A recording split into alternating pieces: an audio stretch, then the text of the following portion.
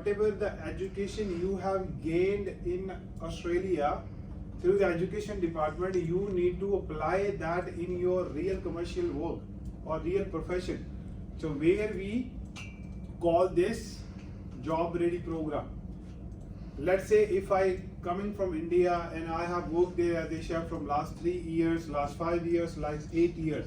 Any of your friends or your cousins or your brother and sister who's back home and they have already experienced in a particular field or particular profession, so they can claim that experience in Australia, or they can evaluate their study or experience in Australia. How?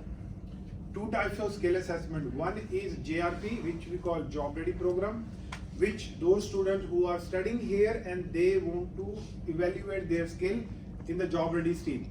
Another one is if I'm from India and I have 5 years experience of chef, so what I'll do, I'll apply for skill assessment. In that way, I don't have to study, I have to straight away apply for the skill assessment, where any bodies, like there are different bodies who assess you, like they take your skill assessment, such as a VET-SS, Victoria University, William English, the college is front of us, right? So these are the bodies, they come, they take your live interview, or they come to the kitchen and they ask you so many questions. What questions? Whatever you have read in your cookery book. So they will ask you all these questions, and from there they will judge you. Like if you have passed that test, they will give you positive report. If you haven't done the right, or they will give you a negative, and they will tell you that you have made these mistakes in your test. So job ready will ask you these questions. Same, if you understand the concept of this one, you will later on you will find someone who can help you to pass your test, and you will pay $500, $400, $300 to someone to get training.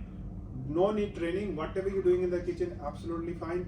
Whatever you're learning here, it will help you to pass your GR. So you don't have to pay anyone to any single penny, right? So let's come here. So what happened that the frozen temperature and frozen hard. So we were talking about there are two ways. So how we can check it's a frozen hard or not. So usually whenever we receive delivery, so we always have laser probe or laser gun. With the help of laser gun, we can check the temperature. You know, like during COVID, what happened when you walk to any building or any government office, they used to check your temperature on the head. So that laser gun, we call it in the kitchen. So whenever you need to check the temperature, we hold that laser gun and check the temperature.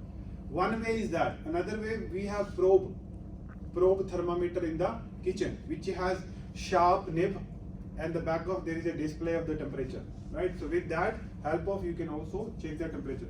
The third way, you can feel or touch the item. If it's frozen hard, you can see it says still frozen, but it's a bit of soft, it means it is a defrost, right? So that's how you can check it. So in this one, there is a two parts. One is frozen hard, we call it defrost, and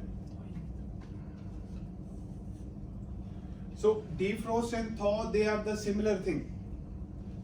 This means and this means pretty